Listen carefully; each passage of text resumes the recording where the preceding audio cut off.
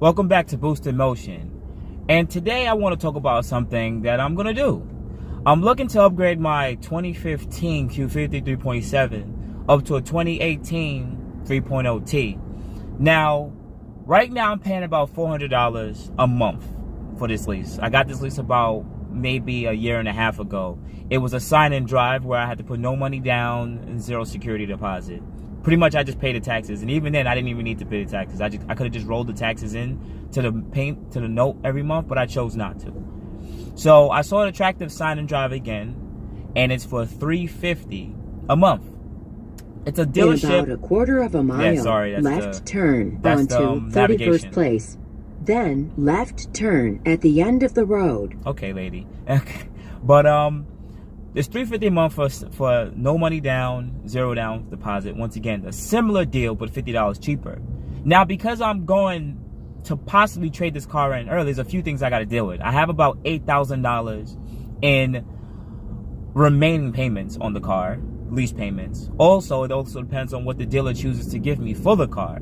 That's up to them. That's also their disclosure. And whatever other taxes and fees or other document fees they may add on top of it. Right now, I'm spending $400 a month. Hopefully I could get a similar equipped 2017, 2018.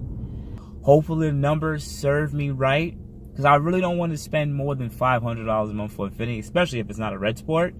But if this deal works out to be a really good deal, hey, possibly I may be getting a new car today. I'll give you an update. Currently at the Infiniti of, I don't want to disclose their name, but currently at Infiniti, and they've been crunching some good numbers for me. I originally came here for a 3.0 Luxe, and that was a base one. That was about $42,000 on MSRP. The rate that they have right now is $350, zero down, zero month. Good. It's really good deal. So, they also have for 2018 now a 3.0, which comes with some of the better standard features, sport seats. It doesn't have the paddles, doesn't have the BBK, because that comes separate as the sport option now. So now you can get the sport bumper with the sport wheels and some carbon fiber add-ons and stuff, but you won't get the BBK, and you won't get other stuff that usually comes standard on the older models. So the numbers that they've been crunching for me is taxes, registration, document fees. That comes up to about close to $3,000 that I would initially pay, or I could roll it into the payment, but I'm choosing not to. But what else? The number that they given me started off at the high sixes, like $681. $681 with $3,000 down. I'll get pretty much the 3.0 Sport without the BBK and paddle shifters and certain other tech, but I still have navigation, and that's too high. So I went at it back and forth, back again, and they got me down to now $594. $594 is with me paying $3,000 down. That includes the taxes and registration fees and everything like that. And they marked down the car from 48 to about $40,000 now. So now the car is actually $39,000. But my overhead is $8,000. My overhead is $8,000. And that's a lot, because they'll add back on that $8,000 on top of whatever I'm paying, and that's why it comes up to $594. So now my last part of the deal is this. I said I would give you $4,000, which is pretty much $1,000 on top of what I need to pay. $4,000, and if you give me the car for $550. The reason why I said $550 is because that's $24 cheaper than what I'm paying right now. I mean, well, $44 cheaper than what they would want me to pay. But also, the $1,000 divided by 39 months comes up to about $26. So, which means I kind of take away from it. And also, I divided my overhead, which is about $8,000, into 39 months, which is $194.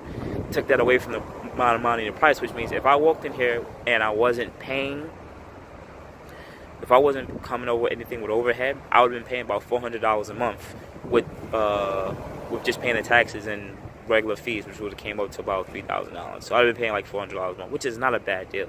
Which made me realize that I'm really just paying for my overhead. They really aren't really giving me a crazy deal here, because I'm still paying for what I owe in my remaining payments. All they did was bring down the MSRP to help me out. So I told them, listen, $550, which I could do another $150 a month, and $4,000 down, and I could do so, and that's the deal.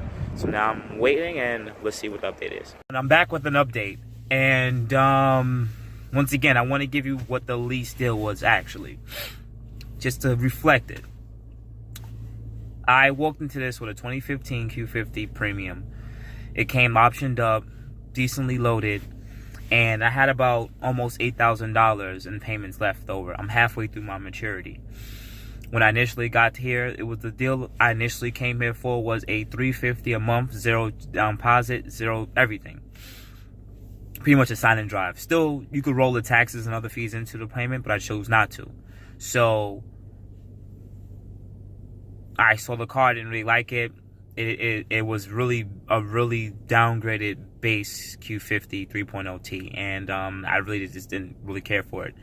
So they had an optioned up one with the sport package, which comes with sport front bumper, sport rear bumper, sport seats, comes with navigation, doesn't come with 360 cam, doesn't seem like it has side mirrors yet. I haven't seen the car yet, but I've driven a car that will be optioned up the same way that they have on site, just a different color. And I do like it. I do like it because I'm paying for what I really want. So at this point, I'm paying $400 a month, which was really originally a sign and drive 2 years ago. And now I'm walking into this with a similar, it wasn't a sign and drive for this one because I wasn't coming here, I didn't end up getting a promotion. The first set of numbers they gave me were really too high, astronomically, $691. The car was marked up at about $52,000, and they added a bunch of other my own equity or payments from the old one to the car. It was just $700, too much ridiculous. So they just started knocking it off, and they got the car down to about $39,000 MSRP, which is a really good deal, especially if I was coming here without this overhead. But they did all they can. They finagled the numbers, and the final price is $550 per month. I'm paying $4,000 down. That includes about almost $2,000 in taxes. They have other document fees that these dealers usually charge, but I'm paying about $1,000 more than what I really wanted to put down. But it's gonna give me the payment I want, which is $550 per month, because technically I'm still my original payment was $400, and I'm technically still paying that off. They pretty much just rolled that over into it. So when I took $150 and I times that by 39 months, it came to a little under $6,000. So I'm paying about my $6,000 of equity, and the dealer probably only get hit for about $2,000. So in my case, I'm satisfied with the deal. It's not a red sport. It's pretty much a silver sport, and I'm okay with the deal.